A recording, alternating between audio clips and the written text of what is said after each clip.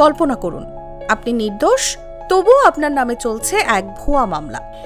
বারবার আদালতে হাজিরা, থানা কোর্টের চেনা মুখ, অথচ কোনো অপরাধ করেননি। এমন অগণিত মানুষকে এবার স্বস্তি দিতেই বাংলাদেশ সরকার এনেছে এক গুরুত্বপূর্ণ আইন সংস্কার।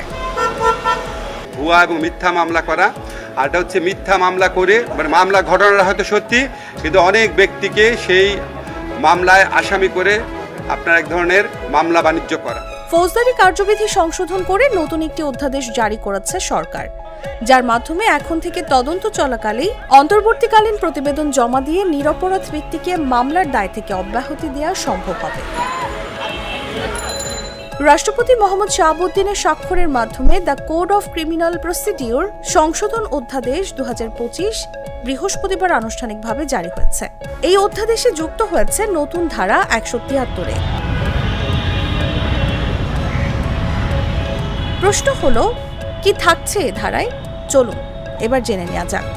অন্তর্বর্তীকালীন প্রতিবেদন তলব। মামলার তদন্ত চলাকালে পুলিশ কমিশনার বা জেলা পুলিশের ঊর্ধ্বতন কর্মকর্তারা এখন তদন্ত কর্মকর্তাকে অগ্রগতির ভিত্তিতে অন্তর্বর্তীকালীন প্রতিবেদন জমা দিতে নির্দেশ দিতে পারবেন। অব্যাহতির সুযোগ। যদি ওই প্রতিবেদনে কোনো ব্যক্তির বিরুদ্ধে প্রাথমিকভাবে অপর্যাপ্ত তথ্য প্রমাণ পাওয়া যায়, তাহলে তাকে মামলার তালিকা থেকে বাদ দেওয়ার সুপারিশ আদালতে পাঠানো যাবে। ম্যাজিস্ট্রেট বা ট্রাইব্যুনাল যদি সন্তুষ্ট হন, তবে বিচার শুরুর আগেই সেই ব্যক্তি অব্যাহতি পাবেন। পুনরায় অন্তর্ভুক্তির সুযোগ। তবে কেউ অব্যাহতি পেলেও সেটা চূড়ান্ত নয়।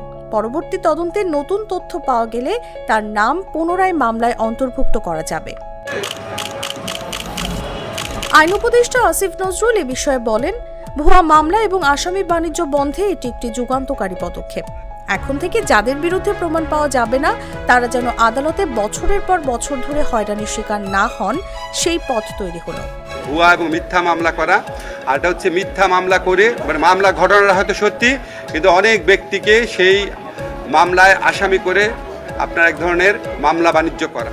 এই আইনি সংস্কার ভুয়া মামলার শিকার হাজারো নিরপরাধ মানুষের জন্য এক আশার আলো হয়ে এসেছে বলে মনে করছেন বিশেষজ্ঞরা। নিউজ ডেস্ক, জাগো নিউজ।